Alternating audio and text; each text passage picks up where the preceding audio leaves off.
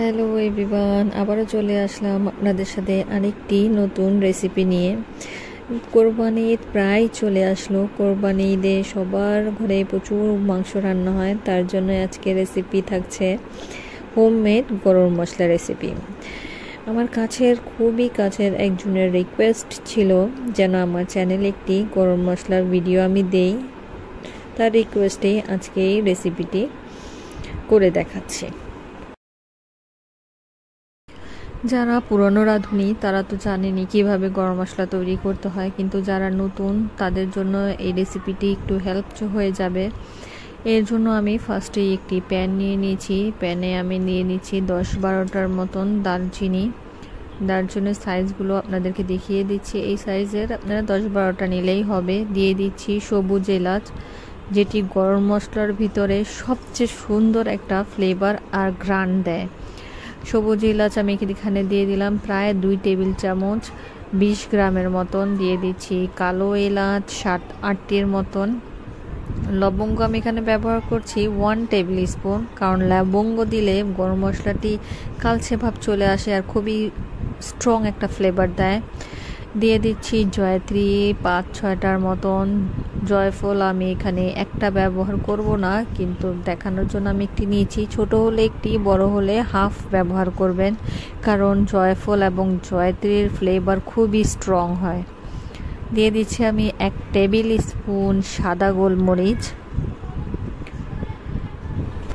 এবার এখানে আমি দিয়ে দিচ্ছি 1 টেবিল চামচ কালো গোলমরিচ।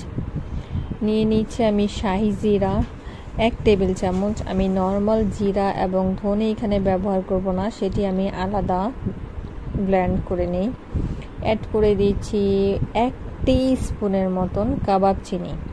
এটি দেখতে প্রায় কালো গোলমরিচের মতোই হয়, কিন্তু এটার পিছনের দিকে পাতলা পাতলা ছোট ছোট ডাটা থাকে। এটা আমি ব্যবহার করব 1 টিস্পুন। নিয়ে নিচ্ছে আমি 5-6টার মতন তেজপাতা, এবং মশলার কালার সুন্দর হওয়ার, একটু ঝাঁঝালো হওয়ার জন্য ব্যবহার করছি আমি 5-6টার মতন লাল মরিচ। এই লাল মরিচটি ব্যবহার করলে গরম মশলার কালারটা খুবই সুন্দর আসে। অনেকেরই কমপ্লেন থাকে গরম মশলা কালো হয়ে যায়, তরকারিতে ব্যবহার করলে তরকারি কালচে হয়ে যায়। তো আশা করছি আমার টিপসগুলো ফলো করে গরম মশলা তৈরি করলে সেটি আর কালো হবে না। এবার আমি গরম মশলাগুলোকে লো হিটে কিছুক্ষণ ড্রাই রোস্ট করে নিব, হালকা ভেজে নিব। জাস্ট মশলাগুলো একটু মুচমুচে হয়ে যাবে, ময়েশ্চার ঢুকবে এবং দীর্ঘদিন ভালো থাকবে মশলাটা।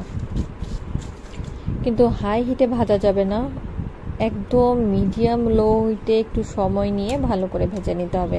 দেখেন কি সুন্দর মচমচে হয়ে গিয়েছে। এক হাত দিয়ে আমি টুস করে সব ভেঙে নিতে পারছি। মশলা শুকনো মরিচের ডাটিগুলো আমি এখানে ফেলে দিয়েছি। তেজপাতাগুলো দেখুন এক হাত দিয়ে আমি খুব সহজেই টুস করে ভেঙে নিতে পারছি। এরকম মুচমুচে হলে ব্লেন্ডারেও খুব সহজে ফাইন পাউডার হয়ে যায়, ছেঁকে নেওয়ার প্রয়োজন হয় না, আর মশলা দীর্ঘদিন ভালো থাকে। এবার টিপসটি হলো, গরম মশলা আমি যে বড় এলাচ ব্যবহার করেছি, মশলাটি যেন কালচে ভাব না হয়, তার জন্য আমি বড় এলাচের সবগুলো খোসা সহ ব্যবহার করব না। এই বড় 2-3টা বড় এলাচের আমি খোসা ফেলে ভিতরে শুধু বীজটা ব্যবহার করব। এটি ছিল আজকের আপনাদের জন্য গরম মশলা একটি টিপস। এই টিপসটি আমার মায়ের কাছ থেকে শেখা। আমার মা খুবই সুন্দর গরম মশলা তৈরি করে। সবগুলো না, জাস্ট বড় 3টার খোসা আমি ফেলে দিয়েছি, যেন গরম মশলাটি কালচে ভাব না হয়।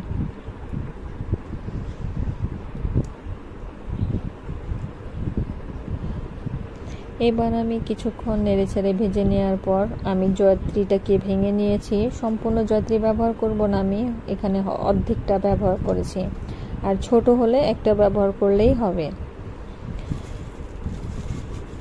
ভেজে আমি কিছুক্ষণ ঠান্ডা করে নিয়েছি।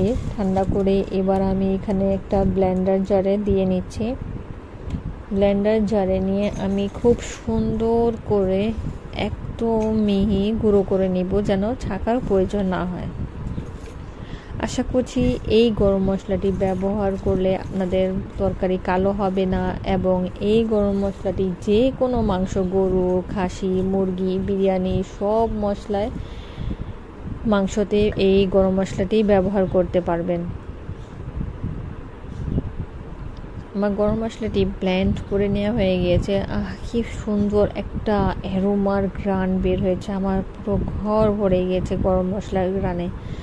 আশা করছি এরকম করে গরম মশলা তৈরি করলে আপনাদেরও খুব উপকারে আসবে, এবং এয়ারটাইট বক্সে রেখে দিলে প্রায় 6 মাস আপনারা অনায়াসেই এই গরম মশলা ব্যবহার করতে পারবেন। রেসিপিটি কেমন লেগেছে অবশ্যই আমাকে কমেন্ট করে জানাবেন। ভালো লাগলে একটি লাইক, কমেন্ট করে পাশেই থাকবেন। আজ এই পর্যন্তই। সবাই ভালো থাকবেন, সুস্থ থাকবেন। আল্লাহ হাফিজ। আর নতুন কিসের রেসিপি দেখতে চান অবশ্যই আমাকে কমেন্ট করে জানাবেন।